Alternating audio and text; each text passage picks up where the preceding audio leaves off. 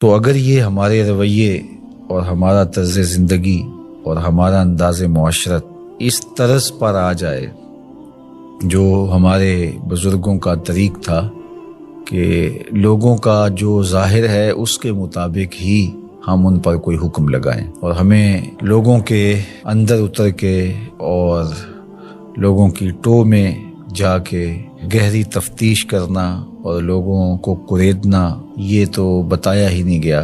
لا تجسسوا، ہمیں تو یہ کہا گیا ہے کہ تم جاسوسی نہ کرو۔ تو آج ہمارے جو رویے ہیں وہ بالکل اس کے برعکس ہیں۔ ہم وہاں تک اتر جاتے ہیں لوگوں کے حوالے سے اور بدگمانیوں کو پھر پالتے ہیں، اور پھر ان بدگمانیوں کے مطابق اپنا ذہن بنا لیتے ہیں اور پھر باقاعدہ اس کو آگے منتقل کر دیتے ہیں۔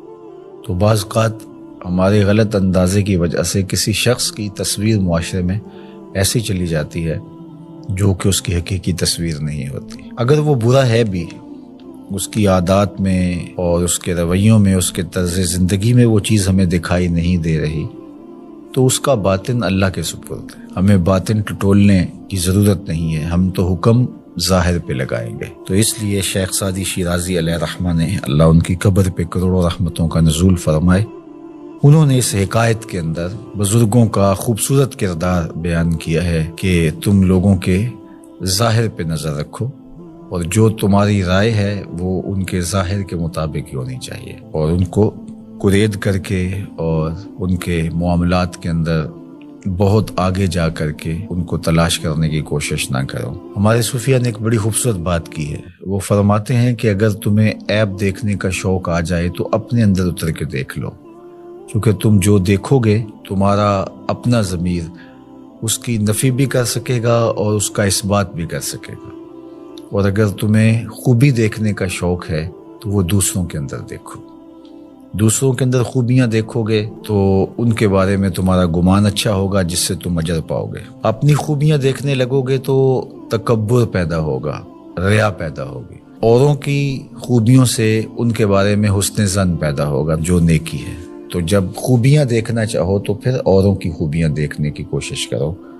اور جب عیب ڈھونڈنے کا شوق آ جائے، تمہارے مزاج میں ہے کہ ہم نے کوئی عیب ہی تلاش کرنے ہیں، تو پھر اپنے اندر اتر کے اپنی کوتاہیوں کو، اپنے عیوب کو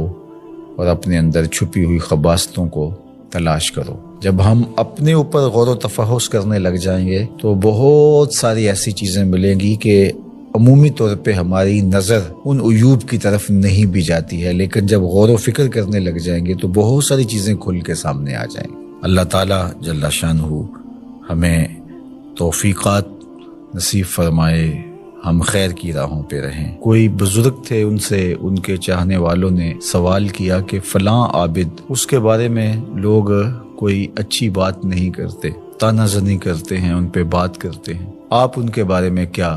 رائے رکھتے ہیں؟ تو انہوں نے جو جواب دیا وہ بہت خوبصورت تھا اور یہ ضرب المثل بن گیا۔ گفت بولے، بر ظاہرش عیب نمی بینم و در باطنش غیب نمی دانم، کہ ان کے ظاہر میں تو میں کوئی عیب نہیں دیکھتا، اور جو ان کا باطن ہے اس کو میں اس لیے نہیں جانتا کہ میں کوئی غیب دان نہیں ہوں کہ میں یہ دعویٰ کروں کہ میں ان کے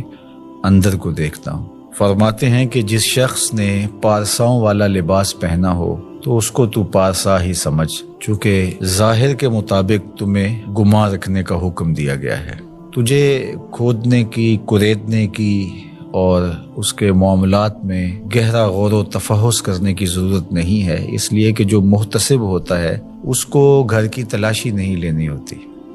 وہ تو جو چیز سامنے آتی ہے اس کے مطابق ہی اس کا احتساب کرتا ہے۔